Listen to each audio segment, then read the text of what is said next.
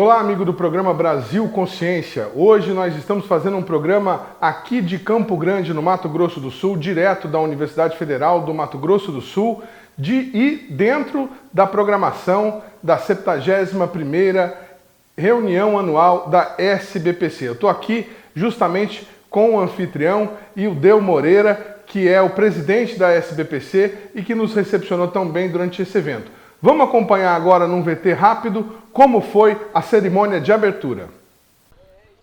O Teatro Glauci Rocha, que fica dentro do campus da Universidade Federal do Mato Grosso do Sul, ficou completamente tomado para a cerimônia oficial de abertura da 71ª reunião anual da Sociedade Brasileira para o Progresso da Ciência, a SBPC. O evento foi prestigiado por inúmeras autoridades da ciência brasileira, além de políticos e representantes de diversos órgãos de governo. A cerimônia teve momentos de diversão para o público, como as apresentações musicais e dos estudantes da UFMS.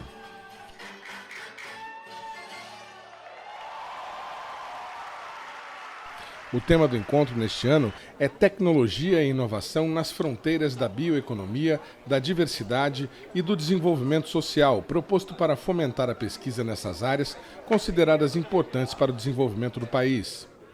A crise vivenciada na ciência brasileira, com cortes no orçamento e ataques contra instituições e pesquisadores, acabou transformando a cerimônia numa espécie de manifesto contra o governo federal. Essa semana, não só o CNPq fez um comunicado dizendo que não tem condições de abrir novos editais para a Bolsa, né? Ou seja, a gente já está no limite, reduzindo o número de bolsistas no país, como tivemos esse ataque inexplicável, virulento, do presidente da República ao INPE. O Planalto recebeu críticas duras, por exemplo, com relação aos cortes nas bolsas de fomento à pesquisa e nos recursos para custeio da área. E não sei se vocês viram, na sexta-feira, né, você tem lá a chamada 22 do CNPq, do segundo período, está suspensa as bolsas, o ingresso de bolsas. Portanto, nós estamos vivendo um momento crítico do CNPq.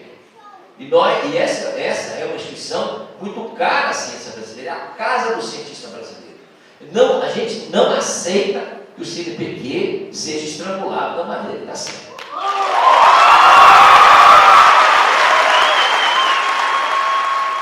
Os representantes do governo Bolsonaro que estiveram na cerimônia também tiveram de ouvir críticas com relação às propostas de mudança no ensino superior, especialmente com relação ao programa Futurice. Bolsonaro elegeu professores e estudantes como inimigos da nação. Indicou para ministro alguém que entende de mercado financeiro, mas desconhece a importância da educação para a coesão social e para o projeto de nação. O Futurice poderia chamar vírus. Fere a autonomia das universidades na medida em que fere a Constituição, que é clara.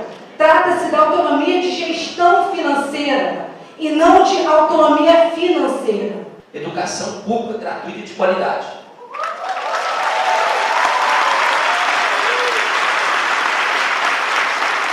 Esse é um ponto que a SBPC não abre mão, porque faz parte do seu cerne lutar por isso há décadas. E vamos continuar a fazer.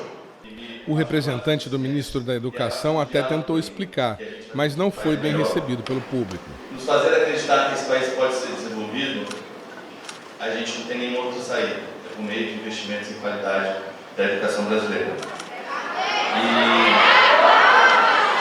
E as universidades são patrimônio da sociedade brasileira. Eu tenho certeza que, a partir do futuro, esse programa que a gente lançou,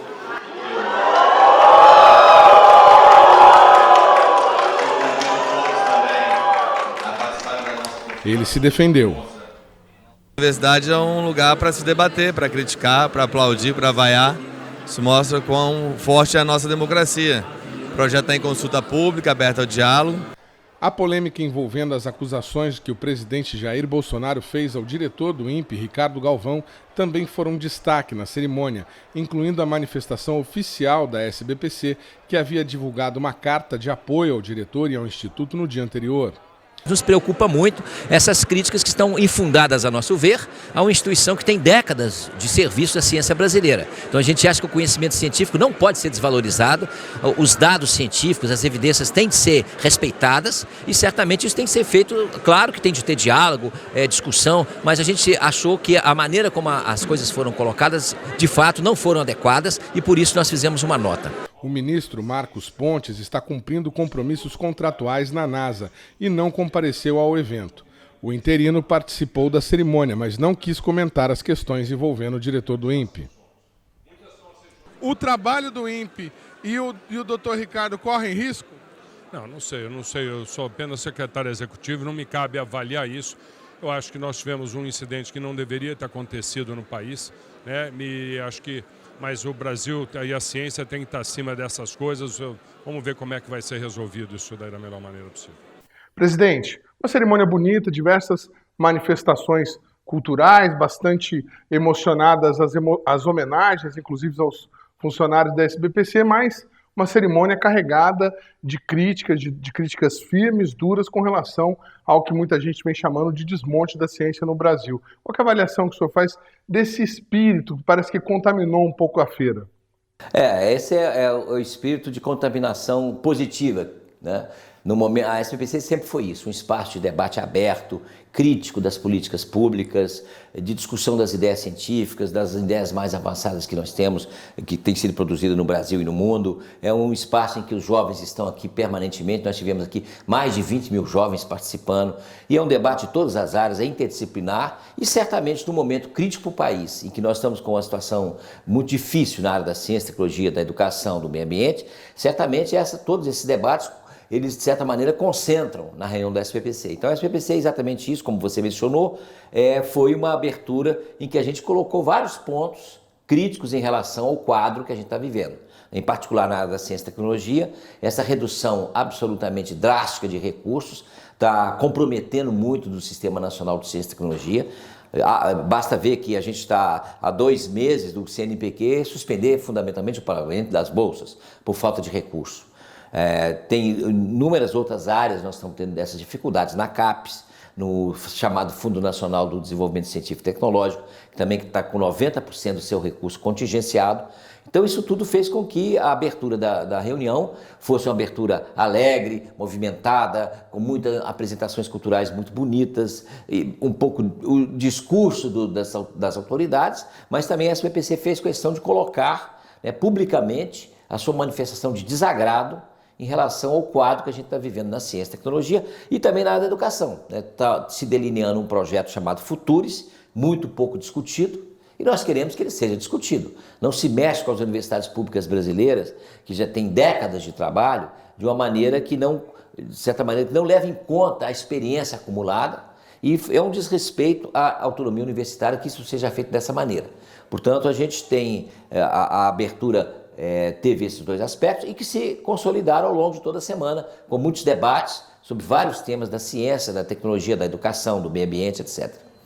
Vamos aproveitar agora para ver um resumo de um dos debates importantes sobre isso que o presidente falou, especificamente sobre o CNPq. Acompanhe. Mas a comunidade está muito preocupada com as notícias que o CNPq só tem recursos de sobrevivência, de bolsa, de auxílios até setembro. O próximo setembro está muito perto, né? menos de 2 meses. E a garotada, né, nossos mestrandos e doutorandos, principalmente os doutorandos, estão muito preocupados com baixa motivação com as bolsas, com a possibilidade das bolsas serem descontinuadas. E, além disso, tem um problema dos concursos bloqueados ao nível federal. O ministro da Economia colocou essa espada na cabeça da comunidade. E eu acho que o Eudeu, na abertura, deixou isso muito bem claro, foi muito enfático em relação a essa situação do CNPq. Então, eu queria saber o nível do seu otimismo, já que setembro está tão próximo, qual é a perspectiva? Parece que a soma gira em torno de 300 milhões. Quer dizer, há quantos anos? Como é que está a nossa situação? O que eu posso fazer é falar a real, certo? A realidade, tá? O orçamento que foi aprovado, veja, nós estamos falando de LOA. lei orçamentária anual, foi aprovado pelo governo passado, no ano passado, pelo Congresso passado, tá ok? Quer dizer, a LOA que foi aprovada no CNPq nos deixa num déficit na área de bolsas da ordem de 330 milhões de reais. De certa forma, o CNPq não pode nem reclamar, vamos falar assim, né? Quer dizer, porque o CETIC foi contingenciado em 42,5%. Nós fomos contingenciados em 11% do nosso orçamento, tá ok? Só que as bolsas são 78% do nosso orçamento, grosso modo. Então, na realidade, tirar 11 de 22 é tirar 50%. Resumindo a obra, tá? Se nada acontecer, veja, se não for descontingenciado, tá? E se não houver um crédito suplementar, na realidade, a gente não paga nem setembro realmente, tá? Veja, e assim, é aquela coisa que não tinha o que fazer, tá certo? Veja, não adianta eu vou remanejar de tal lugar. Não tem de onde remanejar, você entende? Então, aquela situação que, veja, o que não tem solução, resolvido está, de certa maneira. Tá? É triste falar isso, eu não estou satisfeito com nada disso, tá? Mas é uma nossa realidade. Tá? Eu estava muito otimista quando eu cheguei no CNPq no começo de fevereiro, falei, nossa, setembro, outubro, está lá na frente, até lá a situação se resolve. Nós estamos em julho, final de julho, eu estou um pouco menos otimista do que eu estava em fevereiro, vamos dizer assim. Tá? Se nada acontecer, não vai ter bolsa. Eu não tenho crédito, eu não tenho orçamento, não posso pagar com recurso que eu não tenho. A gente não tem visto nos últimos anos uma discussão mais de conjunto sobre essa questão de formação em tecnologia industrial básica, né, vamos chamar assim, resgatar ou para pegar o que é formado dentro da academia, né, e fazer uma interface mais forte e capacitada com a indústria e com o desenvolvimento da indústria. Porque a gente consegue participar dessas iniciativas, mas tem muito pouca coisa que a gente consiga fazer sozinho, evidentemente, tá? Porque há outros atores que têm os recursos para as fases de TRL mais alta do processo, ok? Eu entendo que a preocupação existe, tá certo? Quer dizer, e todo mundo está consciente, né? Ou pelo menos as pessoas com quem eu tenho conversado estão conscientes que o nosso grande problema está justamente em você ser capaz de gerar produtos que sejam competitivos no mercado e que tragam retorno. Tá? Eu acho que a questão da desindustrialização do Brasil, ninguém discute isso mais, eu acho que é um fato que todo mundo reconhece, de novo, ninguém está feliz com isso, mas todo mundo reconhece que é um fato, tá certo? Que o Brasil hoje é um grande exportador de commodities, a gente vende soja, a gente vende carne. Se não seria viável, não vocês, o governo, a gente entrar uma ação esquisita, mas olharmos juridicamente. Pagamento de bolsa é pessoal. Não pode contingenciar recurso de pessoal. Isso eu tenho certeza que eu li bem aquela PEC, emenda constitucional do fim do mundo. Então essa é uma. Não sei se a gente tem um quadro legal, mas temos que buscar. E a outra, o governo, e esse governo também, não é só deste, anteriores também, davam isenção fiscal para porcaria nenhuma, que eu também fui buscar os dados e o resultado é tudo péssimo, de todas as isenções fiscais, já dado com algumas exceções. Que tal a gente também batalhar por isenção fiscal para a contratação de doutores ou de estudantes que vão fazer doutorado, pós-doutores na indústria, porque também eu vi o artigo do Silvio Meira, eu discordo de ASE, também quero deixar registrado. Não aceito o que está na Gazeta do Povo hoje. Doutor que fala mais doutor para formar mais doutor. Nós temos muito poucos doutores nesse país. Nós temos que ter muito mais. E tem que ter, sim, absorção na indústria. Mas nós temos que ter doutores nas universidades privadas e não só nas universidades públicas. Então, era um desabafo e realmente te parabenizar pela tua... Eu te conheço de muito tempo, mas a gente sempre fica com medo, que a gente conhece e de repente muda.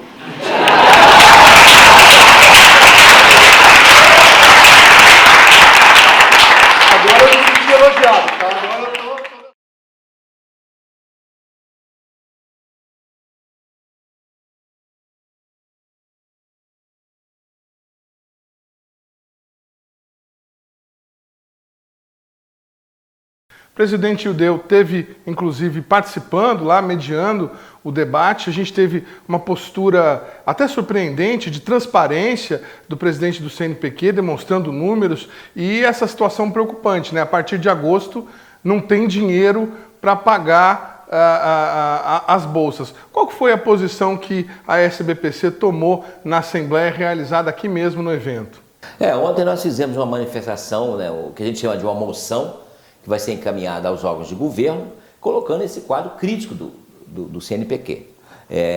Como você mencionou, o presidente do CNPq, o doutor Azevedo, estava aqui, fez uma apresentação muito boa, colocando claramente todos os pontos, as dificuldades que está vendo, e a situação constrangedora quase que está vivendo o CNPq hoje, que é a casa da ciência brasileira.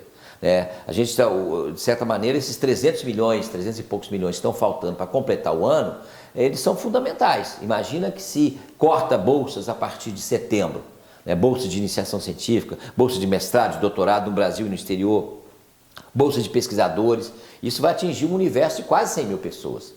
Isso vai ter um reflexo imenso, negativo também, em relação aos jovens, que a gente tenta atrair para a ciência. Quer dizer, se está dizendo que a principal agência de fomento individual à ciência no Brasil não tem recurso para pagar seus bolsistas, isso vai ser uma sinalização extremamente negativa, além do quadro, de certa maneira, muito, muito complicado que vai ser gerado isso para essas pessoas que dependem de bolsa. Muitos estudantes dependem de bolsa, inclusive para sobreviver no mestrado, no doutorado, etc. Então, portanto, a nossa preocupação é muito grande, e o presidente do CNPq foi muito claro, ele tem sido, certamente, todo o tempo, a atitude dele não é surpreendente, dado o caráter e a personalidade que ele tem, de transparência, a colocar os dados claramente e, evidentemente, tentando fazer um esforço para superar isso dentro do aspecto de governo. E nós, as sociedades científicas, estamos apoiando fortemente, inclusive os últimos 7, praticamente, os últimos presidentes do CNPq fizeram uma carta também colocando isso. E nós, ontem, na Assembleia da SBPC, reafirmamos isso de maneira muito, muito firme e vamos levar esse encaminhamento, como colocamos hoje novamente para o ministro de Ciência e Tecnologia, durante a sua palestra, da necessidade urgente de se resolver a situação do CNPq por causa desse quadro que está se desenhando aí no final do ano. Muito bem, mas a Festa da Ciência Brasileira não é apenas discussão política. No próximo bloco, você vê um pouquinho do que foi a exposição na Avenida da Ciência. Um instante só, não sai daí.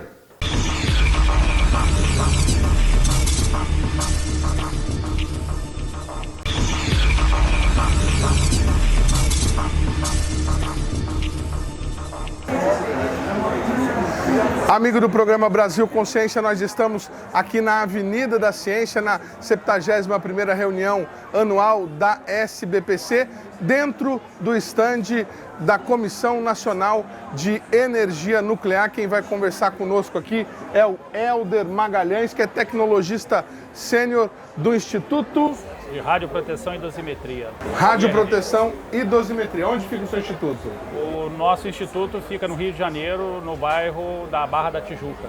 Legal, Helder. E o que vocês trouxeram aqui, esse pool de técnicos ligados à Comissão Nacional de Energia Nuclear, trouxe para mostrar para o público que está acompanhando aqui a reunião da SBPC? O nosso stand está mostrando todas as aplicações da energia nuclear em todas as áreas, na área de medicina, na área de meio ambiente, na área de alimentação, na área de proteção, principalmente mostrando que não só de energia nuclear ou de usina nuclear vive o Brasil na questão de uso de radiação. É que esse tema está na moda, né? Nós estamos aí com seriado fazendo sucesso na televisão. Exato. A questão do acidente de Chernobyl. Então as pessoas ficam preocupadas, Angra 1, Angra 2, Angra 3, aonde tem reator, tem um reator lá na USP, o pessoal também fica preocupado. Existe esse risco aqui no Brasil? Nós temos que ter esse temor de ter uma Chernobyl aqui? Não temos, porque primeiro que os nossos reatores são completamente diferentes do reator em questão, do reator que existia em Chernobyl. E nós temos também todo um sistema de controle que está baseado na legislação nacional e apoiado pelas legislações internacionais, pelos regulamentos da Agência Internacional de Energia Atômica, e também temos um convênio, uma associação Brasil-Argentina de contabilidade e controle que vistoria as nossas instalações e nós vistoriamos as instalações dele. Existem reatores de potência, que são reatores usados para gerar energia elétrica, que são as duas centrais nucleares de Angra, Angra 1 e Angra 2. E nós temos diversos reatores de pesquisa em vários institutos da CENEM. No Rio de Janeiro nós temos um, em Belo Horizonte nós temos um, em São Paulo, no IPEM, nós temos 2. Está sendo construído um terceiro reator, que vai ser o reator de multipropósito brasileiro, em Iperó, em São Paulo. E são reatores que a gente na área chama de como se fosse uma tecnologia intrinsecamente segura. São completamente diferentes do tipo de reator que existiu em Chernobyl. E esse reator multipropósito brasileiro que vai ser instalado lá em Iperó, o que você pode falar dele para a gente? Ele vai ser um reator voltado exclusivamente para a pesquisa brasileira? E por que ele é multiuso? Ele é multiuso porque é o seguinte, não só na parte de pesquisa, ele também vai ser usado para a produção de radiofármacos. Existe uma demanda muito grande hoje no país de exames de medicina nuclear e esses produtos da medicina nuclear, eles são produzidos no reator que existe hoje no IPEM. E como a demanda está aumentando, você precisa ter uma produção maior desse material e quando esse material é importado, ele chega no país um valor muito alto. A produção nos deixa independente da importação e ela pode ser comandada de acordo com o interesse nacional. Então, não só para pesquisa, mas também para a produção de radiofármacos. A última estimativa para a conclusão do reator era quando? Olha, eu não sou especificamente dessa área, né? A última versão que nós tínhamos parece que próximo de 2023, 2024. Mas isso depende muito de questão de liberação de verba, de financiamento. Hoje, esse reator está tendo o apoio do Ministério da Saúde, está tendo o apoio da Marinha do Brasil, está tendo o apoio da CENEM. Então, é uma obra que exige muito recurso e com os contingenciamentos que estão sendo anunciados pelo governo, pode ser que você consiga, de repente, de acordo com a prioridade que o governo der, você pode acelerar ou, de repente, pode atrasar um pouco a conclusão. Quem não sabe, o reator, o local onde vai funcionar o reator multipropósito também vai abrigar o tokamak brasileiro que está montado lá no INPE. Essa pesquisa foi conduzida lá durante muito tempo por conta das pesquisas do INPE em plasma, mas como o tokamak se destina à produção de energia nuclear, então entendeu-se que ele vai fazer parte da Comissão Nacional de Energia Nuclear. Além da questão do reator, o que mais vocês trouxeram para mostrar para o público? Nós trouxemos várias informações importantes que são desconhecidas às vezes do grande público, né? Nós já temos uma produção relativamente importante de radiofármacos, parte dela é feita no IPEM em São Paulo, parte dela é feita em Belo Horizonte, parte é feita no Rio. Nós trouxemos aplicações da energia nuclear na agricultura, nós trouxemos aplicações da energia nuclear na indústria, nós trouxemos alguns modelos de realidade virtual onde você pode visitar uma instalação nuclear ou um laboratório, conseguindo ver como é o laboratório sem ficar exposto ao material radioativo. Nós trouxemos também detetores de radiação e estamos mostrando quais são as técnicas que são usadas durante a monitoração de radiação ou a necessidade de repente, usar equipamentos de proteção individual ou detetores para localizar uma fonte perdida. Legal, Helder. Muito obrigado pelas informações. Magno, o que vocês trouxeram para mostrar para a população que está visitando aqui o evento? Bom, nós trouxemos alguns experimentos ligados à área de ótica, experimentos que a gente costuma levar para os nossos eventos, que no caso é aqui, vai mostrar aqui, né? É uma simulação de detecção de exoplanetas. Então nós temos uma luz e um objeto girando em volta dessa luz para mostrar como é feita a detecção de exoplanetas dessa forma, certo? As pesquisas que vocês estão mostrando aqui se restringem ao trabalho do LNA? Nós trouxemos uma parte que é importante dentro do trabalho do LNA, que é a utilização de fibras ópticas em astronomia. As fibras ópticas servem para pegar a luz que chega do telescópio e levar até o instrumento óptico. Então nós trouxemos umas peças que são utilizadas dentro dessa área.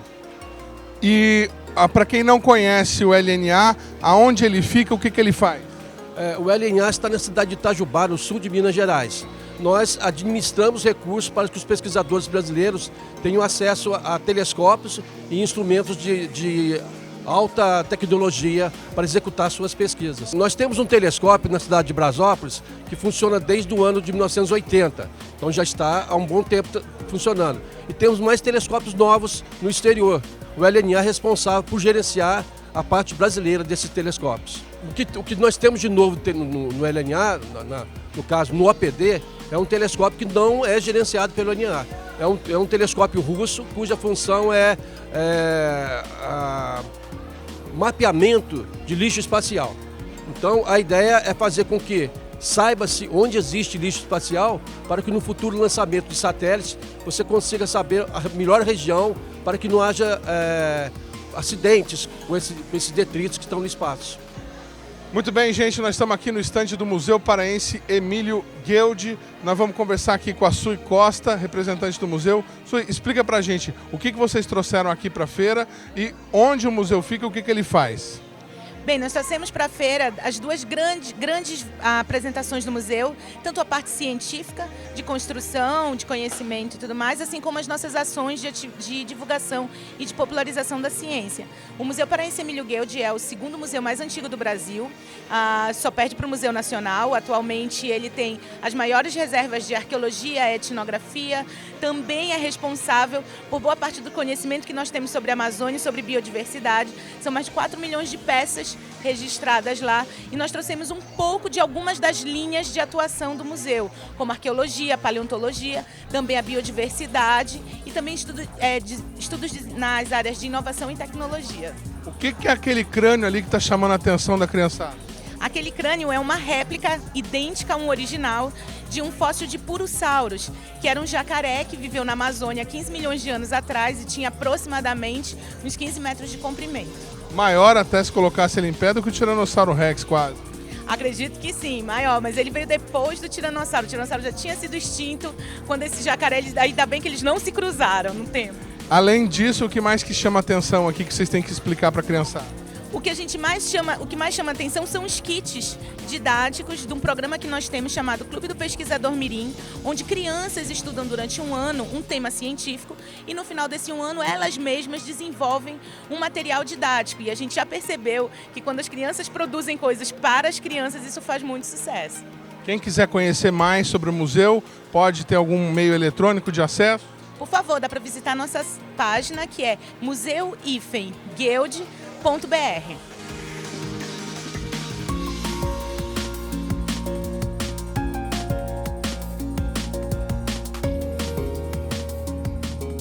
Nós somos um programa de recuperação de biodiversidade marinha.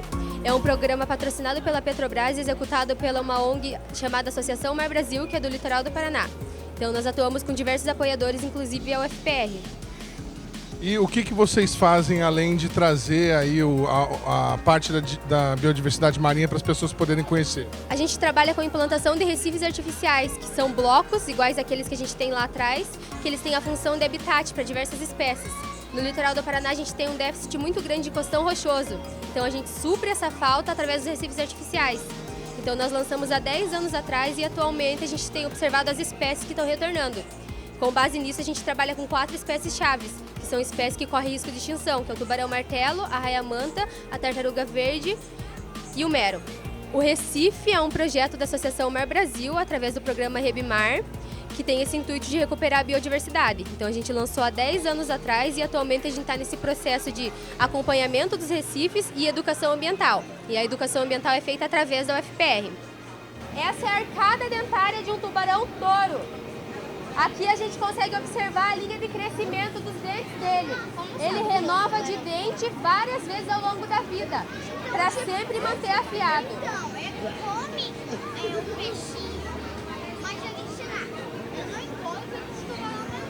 A gente trabalha acompanhando esse processo de vinda para o litoral do Paraná, aonde eles vão, que tipo de comportamento eles estão tendo, para saber qual é a causa deles terem retornado para o litoral do Paraná e associar isso com os recifes artificiais.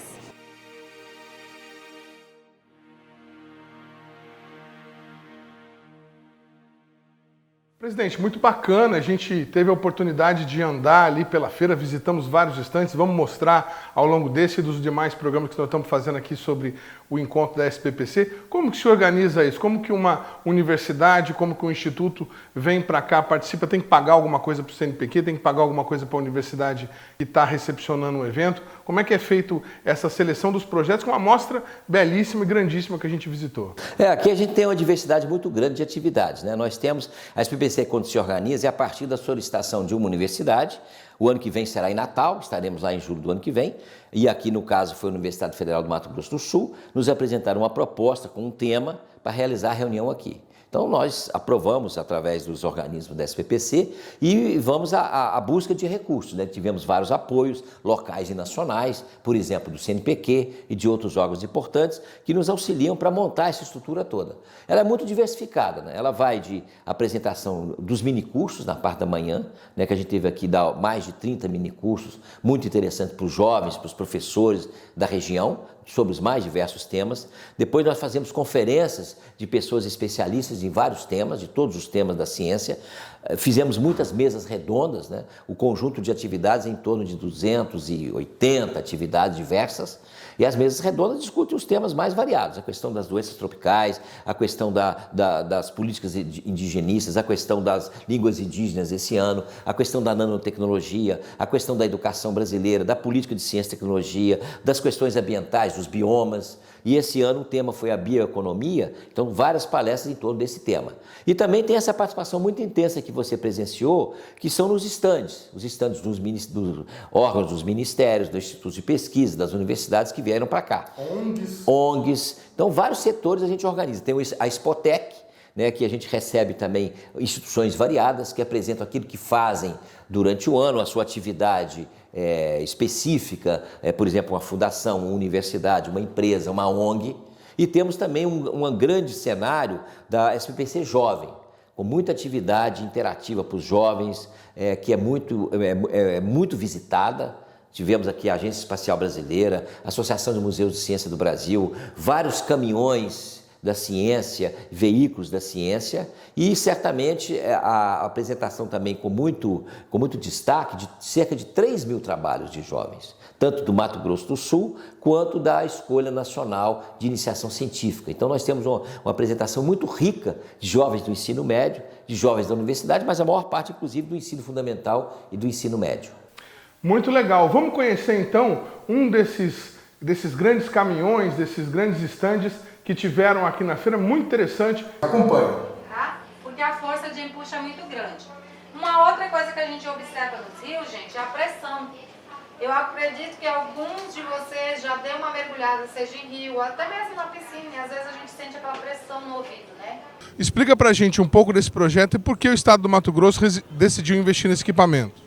Sim, esse é um projeto da Secretaria de Estado de Ciência e Tecnologia de Mato Grosso, junto com o Ministério de Ciência e Tecnologia, para popularizar a ciência, né? Veio de uma iniciativa, de um projeto de levar para o interior as ações de ciência e mostrar para os estudantes, para o jovem, que a ciência pode ser de uma forma divertida. Tá? E estou aumentando a pressão aqui nesse ambiente. Então, vocês viram que o peixe desceu, porque nessa bolha entrou água, então aumentou a densidade do peixe, certo? Teorema de Pascoal. Acredito que quem passou aí pela escola lembra do Teorema de Pascoal, não é verdade? E aí, quando eu libero a pressão, quando eu retiro o ar, eu diminuo essa pressão, a água sai da bolha do peixe e ele solta. Então, nós temos um museu, né, de ciência, de experimentos científicos dentro de uma carreta, de uma unidade móvel. Esse projeto existe há quanto tempo? Você tem noção de por onde vocês já percorreram? Sim, ele foi em novembro de 2017, então cerca de 1 ano e meio o projeto foi lançado em Cuiabá, Mato Grosso. Já percorremos cerca de 14 municípios e mais de 35 mil pessoas já visitaram o nosso projeto. Ele tem a unidade móvel, que temos cerca de 20 experimentos dentro da unidade. Temos as nossas tendas externas, que é um planetário, onde passamos um filme em 360 graus. Temos uma tenda externa também de experimentação. Então a maioria da exposição ela é de experimentar. É colocar o aluno para despertar a curiosidade científica, ele mostrar aquele fenômeno para ele e de uma forma mais lúdica, né? Esse é o principal objetivo do projeto.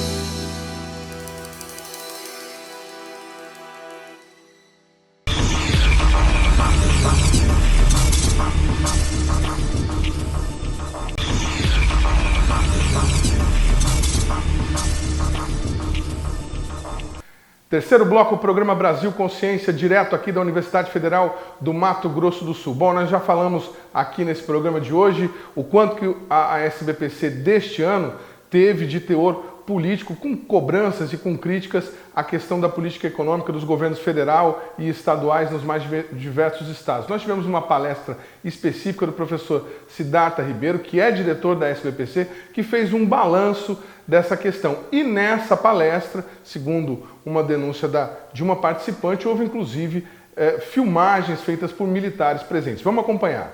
Educação superior, que a gente tem ouvido muito, né? A gente tem ouvido muito isso. Não, a gente investe muito em ensino superior, mas o que realmente interessa é o ensino básico. Vamos pegar esse dinheiro e colocar no ensino básico. Isso é uma falácia. Para quem tem filho, seria como você dizer, eu vou dar comida para o meu filho ou eu vou vacinar o meu filho. Não dá para você fazer essa separação. As duas coisas são necessárias. Tá? Agora, a gente fez um exercício, isso foi um exercício do professor Brito, né? Mesmo que os investimentos federais em educação superior fossem zerados, isso aumentaria o orçamento de educação básica em 17%. Então não resolve o problema da educação básica. Resolveria tirar os juros que nós pagamos aos banqueiros, aí resolveria. Mas tirar da educação superior não vai resolver o problema. Né? E tem uma outra questão que é importante a gente entender. Nesse governo atual, em 2019, não houve repasses para o apoio à educação em tempo integral, os recursos para a creche, alfabetização e ensino técnico foram reduzidos. Então como é que a gente pode levar a sério o argumento de que é necessário reduzir a educação superior para colocar no ensino básico, se esse aporte não está acontecendo? Diagnóstico da atual gestão do SNCTI. Essas são as palavras do documento consensuado por nossa comissão. No MEC, os cortes orçamentários são inexplicáveis, inclusive em algum momento discricionários. A agressividade retórica e as manifestações histriônicas do ministro Weintraub fazem da educação um dos destaques negativos desse governo. O que é dizer muito. Em CETIC, o ministro Pontes demonstra disposição de resolver os problemas da área, bastante afável, mas esbarra nas violentas restrições orçamentárias desse governo. Nós tivemos esse diálogo em Brasília recentemente, em que a gente disse, olha ministro, tudo bem, a gente agradece a sua paciência, a sua amabilidade, a sua boa vontade de passar 2 dias escutando a gente reclamar, mas se isso não se resolve, em algum momento o amor acaba. Não tem jeito. Né? Por mais civilidade que a gente tem, a vida real se impõe. Porque tem muita gente que fala, não, a gente já passou por dificuldades antes, as coisas eventualmente melhoram. Não. Nós temos que entender e reconhecer o potencial catastrófico desse momento atual. Se nós não agirmos, se nós não organizarmos as coisas e colocarmos o Brasil de volta nos trilhos, nessa questão específica do Sistema Nacional de Ciência, Tecnologia e Inovação, nós podemos perder o bonde do século XXI inteiro. Podemos ficar em posição subalterna por um século. E, quem sabe, para sempre, porque a explosão exponencial do conhecimento está acontecendo agora. Se a gente perder o bonde da história agora, a gente talvez não tenha outra chance. Não existe queda do orçamento desde 2013 para a CIT. O que houve em 2013 foi um PIB excepcional e uma grande realização de pagamento do Ciência Sem Fronteira, que elevou, naquele ano, um salto de 2 bilhões nos gastos dos dispêndios do MCTI. A queda abrupta a partir de 2016. Tem que cuidar, porque senão a gente está reproduzindo um discurso do atual governo, do atual ministro, que não é real. E eu vou dizer os números agora aqui para vocês. Em 2000, os dispêndios do MCTI realizados, corrigidos para valores de 2016, foi de 1,25 bilhões de reais. Em 2005, de 2,69 bilhões de reais. Em 2010, de 6,44 bilhões de reais. Em 2015, de 7,03 bilhões de reais. Então, na lógica, ele vem crescendo e bem. Por quê? Porque havia investimento nesses valores. Aí, em 2016, caiu dos 7,03 bilhões realizado em 2015, e em 2016 caiu para 5,84, e a partir daí vem caindo. Esse ano a gente não sabe efetivamente o que vai acontecer. Eu não sei se vocês viram o pronunciamento de hoje, eu vou falar qual foi, do ministro da Educação, dizendo que o professor universitário trabalha 8 horas por semana em dedicação exclusiva. Ele fala isso. que ele trabalha 8 horas por semana recebendo um salário entre 15 e 20 mil reais. O que equivale a ele, se ele trabalhasse todos os dias da semana, equivaleria a um salário de 146 mil reais. Como ele é professor universitário da Unifesp, infelizmente, de uma universidade federal de São Paulo, eu não sei se ele faz isso, porque eu não faço. Eu trabalho pelo menos 80 horas por semana, porque além das aulas, a gente desenvolve pesquisa, cuida dos orientandos, faz projetos de pesquisa. Mas eu gostaria de dizer para a plateia que a situação é muito pior do que a que está traçada. Que parece que o barco está à deriva porque o mastro está quebrado, a vela está rasgada. Não, o mastro está à deriva porque a tripulação e o comandante não têm competência para dirigi-lo. O que eu quero dizer para vocês todos, gostei muito de ver o penúltimo orador, é que vocês estão vivendo agora uma coisa que eu vivi na década de 70. Aqui tem muito mais gente mais nova que eu. Nós temos um cara filmando ali para dizer exatamente para o Bolsonaro tudo que nós estamos discutindo aqui. Mas eu quero dizer para ele que a gente não tem medo, que a gente vai para a rua. A educação foi para a rua e vai de novo. E vamos brigar por mais bolsas, vamos brigar por mais salários, vamos brigar por mais educação, seja na graduação, seja no ensino médio, seja no ensino fundamental, lá no pequenininho. Então, na realidade, quando eu vejo o Exército colocar gente para ficar filmando a gente, me lembra a década de 70. Eu acho isso um absurdo. Mas como esse presidente, para mim, é um aborto da natureza, não faz nenhuma surpresa. Para nós até foi um pouco triste, né, a maneira como foi encarado isso. Esse menino que foi lá é um soldado aqui de uma das nossas unidades militares. O Comando Militar do Oeste, ele abriu a feira, como a UFMS abriu, para todos, e esse militar especial, ele teve interesse nessa palestra. Ele foi à palestra e teve interesse em fazer foto. Então o interesse pessoal dele, ele gosta da área. E ele se sentiu até mal, ele falou assim, poxa, é uma coisa que eu tanto gosto, numa universidade que eu sonho um dia estar e não fui bem aceito. Então, assim, nós do Comando Militar do Oeste, a gente não se manifesta sobre isso, porque foi interesse pessoal dele e só o fato dele estar fardado, já ele se tornou uma pessoa, assim, mal vista no momento. Então, assim, a gente não se manifesta, a gente talvez entende ou não vem ao caso entender, e para nós não muda em nada. Nós estamos aqui na nossa feira, só o menino realmente ele se sentiu um pouco ofendido, mas aí a pessoa dele não tem relação direta com a instituição. Bom, tá aí a explanação, um cenário preocupante, né, de certa forma aterrador até, e essa questão dos militares. A gente ouviu o Comando Militar do Oeste que diz que foi uma coincidência, o militar estava fardado porque ele estava aqui na feira e acabou indo participar do evento como espectador e por isso estaria filmando. Essa foi a justificativa oficial. Como é que o senhor vê essa questão?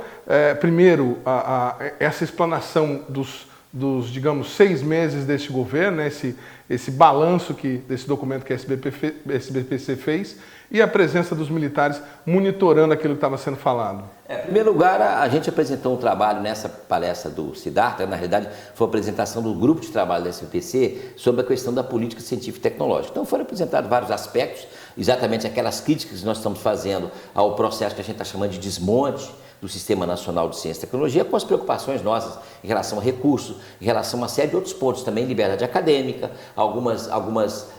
digamos assim, alguns pontos que têm surgido de referências à ciência de maneira a desvalorizar o conhecimento científico, desvalorização dos dados científicos, então a nossa preocupação com isso e também a nossa intenção de discutir muito mais com o MEC esses projetos para a Universidade Pública Brasileira, que devem ser discutidos a partir de muita discussão para serem implementados de uma maneira mais correta e mais adequada, respeitando a autonomia das universidades brasileiras. Nesse caso específico, eu não me preocupei muito, eu estava lá, né, e tinha militares filmando, tinha muitos civis filmando também, então estava, como eu disse para você, democrática, todas as pessoas, nós não temos nada a esconder, está sendo filmado, nós mesmos estamos filmando as pessoas, né, para passar diretamente, às vezes, a transmissão. Então, isso para nós não foi motivo de grande preocupação, não. O que preocupa, claramente, É, obviamente, a garantia da democracia, que é o ponto fundamental que a SBPC sempre batalhou, né? O fato de estar filmando as pessoas, de serem civis ou militares ou outras pessoas, não nos importa muito nesse sentido, porque é uma coisa livre, a reunião é aberta,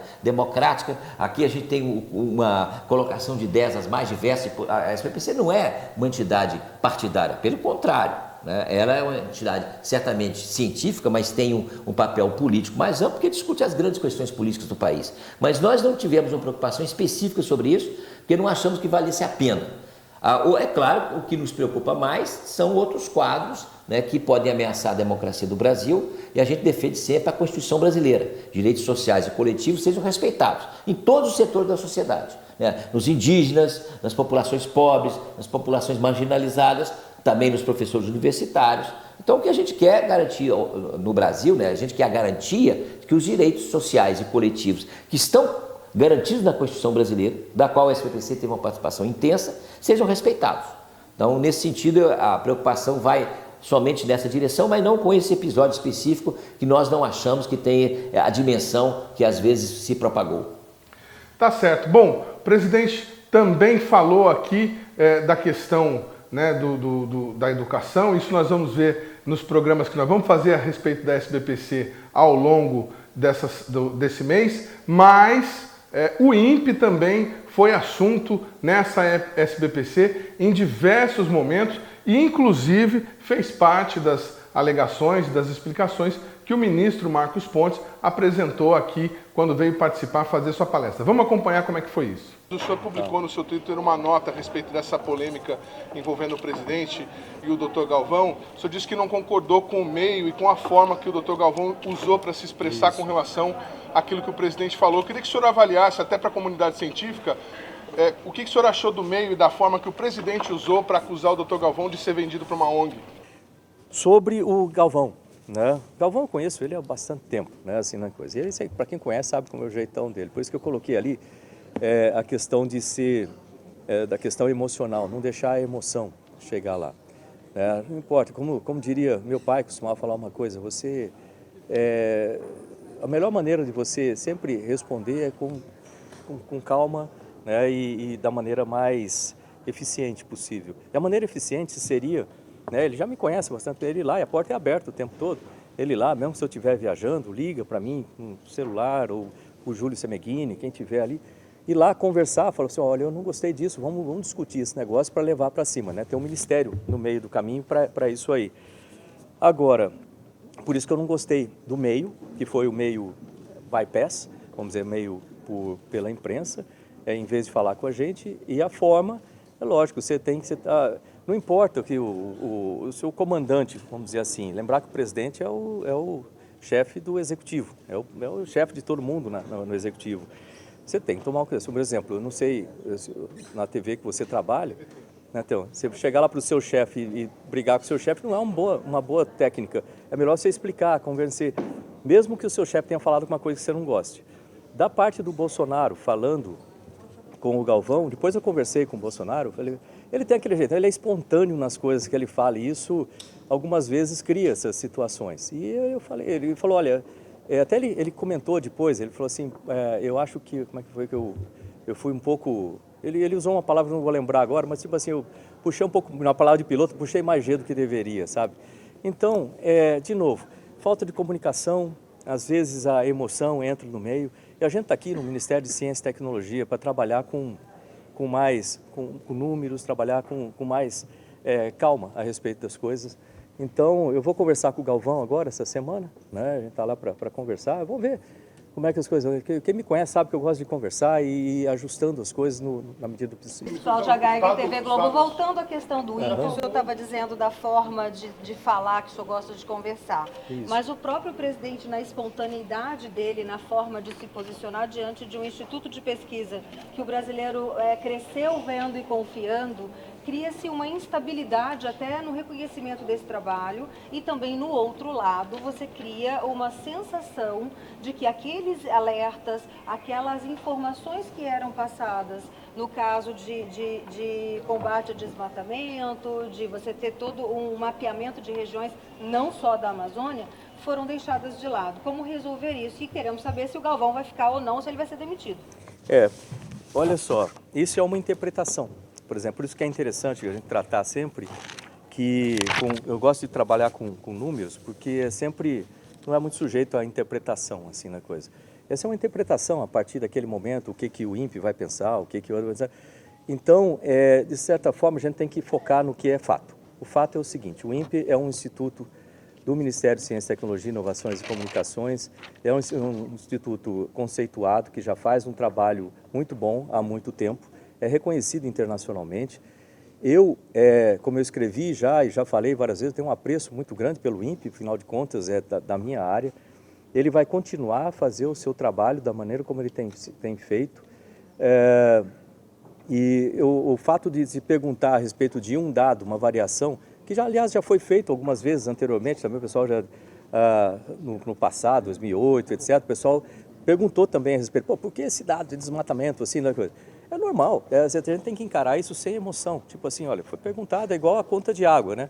Imagina, você tem uma conta de água, você tem uma média ali de R$50 de conta de água, de repente aparece um mês de, sei lá, R$200, você vai falar, peraí, tá correto esse dado? Você vai ligar para a companhia, todo mundo aqui faria a mesma coisa, vai ligar para a companhia e vai falar, escuta, tá certo isso aqui, foi medido, ou não foi medido no mês anterior e depois foi somado aqui, você vai querer entender aquilo, você não vai deixar assim normal, ou você vai falar, peraí, tem algum cano vazando aqui. Independente disso, é importante ver que os dados do INPE são calculados com uma metodologia, né, e são colocados os resultados de acordo com essa metodologia, os resultados estão lá, e são resultados confiáveis.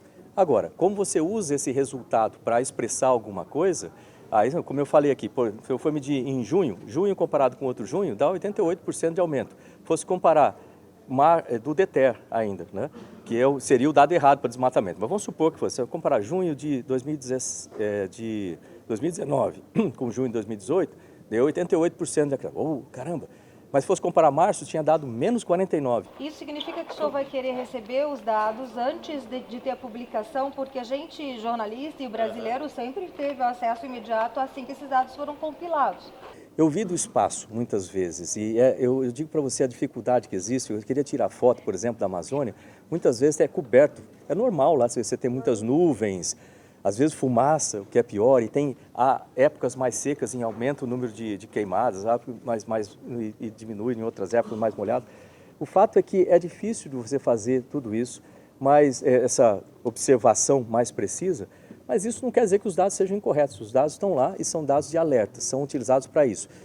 E o DETER, ele manda esses dados para o IBAMA, a ideia é que o IBAMA vá lá. Então, durante um período em que o IBAMA está em ação, esse dado ele não é para ficar exposto, porque na verdade a gente estaria dando a chave para o bandido. Eu quero é pegar quem está cortando aquele negócio irregular e assim por diante.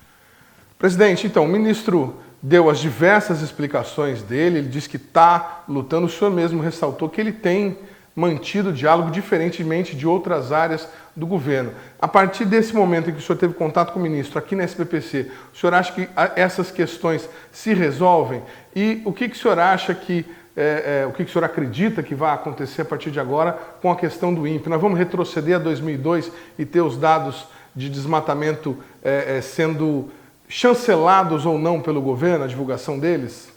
Olha, nós ficamos muito preocupados com isso quando saiu a afirmação do presidente, né, de certa maneira desacreditando os dados do INPE e fazendo inclusive alegações sobre o presidente do INPE, o diretor, o professor Ricardo Galvão, que é uma pessoa de reconhecida capacidade e competência científica, que certamente levou a uma preocupação grande entre nós. Nós fizemos inclusive uma nota do Conselho da SBPC, que foi amplamente divulgada, em que a gente colocava o nosso ponto de vista. Os dados científicos devem ser respeitados, tem de ter liberdade acadêmica e afirmações desse tipo, infundadas, devem ser feitas com muito cuidado. Claro que o governo tem o direito de verificar os dados, claro que na ciência todos os dados devem ser checados, testados, verificados, corrigidos, e isso faz parte do próprio processo científico. Faz parte também do processo do governo ter as informações, avalizar as informações, analisá-las. Mas o que a gente não pode é contestar a realidade. E uma instituição de pesquisa como o INPE, que há décadas produz um trabalho muito importante em escala nacional e internacional, não pode ser desvalorizado dessa maneira. Esse foi o ponto central que nós colocamos na nossa manifestação. O ministro se mostrou sensível a isso, né, a colocação, esteve aqui, deu uma explicação, e nós reafirmamos e está certamente tentando mediar essa situação potencialmente conflituosa, dentro de uma instituição que é do próprio Ministério, e ele afirmou da importância do INPE, a importância da evidência científica, a importância dos dados científicos para analisar a realidade brasileira. Portanto, foi uma explicação que foi colocada de público sobre essa questão. Então, nós achamos que fizemos o nosso papel. Nós aqui criticamos os governos quando achamos que eles estão errados. E, nesse caso, nós achamos. Mas também estamos abertos para ouvir as explicações justificativas e aí, evidentemente, é de certa maneira, uma visão que cada um daqui de nós constrói sobre se essas explicações, essas justificativas atendem à expectativa que a gente tinha.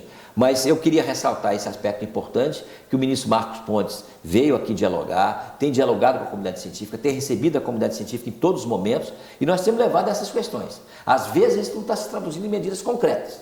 Isso significa, certamente, que o Ministério tem uma fragilidade política diante da economia, diante do governo, para poder fazer que as reivindicações que ele mesmo confirmou hoje, em relação a corte de recursos, sejam atendidas. Mas, nesse ponto, nós estamos juntos nessa briga por mais recursos. Nessas questões também de respeito, de certa maneira, às instituições científicas, nós estamos todo o tempo insistindo na importância da ciência, da valorização das instituições, do respeito aos pesquisadores. E isso nós queremos e vamos continuar a exigir de uma maneira firme, mas certamente sempre a partir de um diálogo. A gente espera que essa questão seja resolvida, né, de uma maneira adequada e que fatos como esse não se repitam. Tá certo, presidente. Muito obrigado por ter atendido a gente, muito obrigado principalmente por ter nos recebido aqui na feira. O atendimento da assessoria de imprensa conosco foi excepcional e a gente conseguiu, dentro das nossas limitações, fazer tudo o que a gente imaginava no evento, porque realmente o evento estava pronto para nos receber.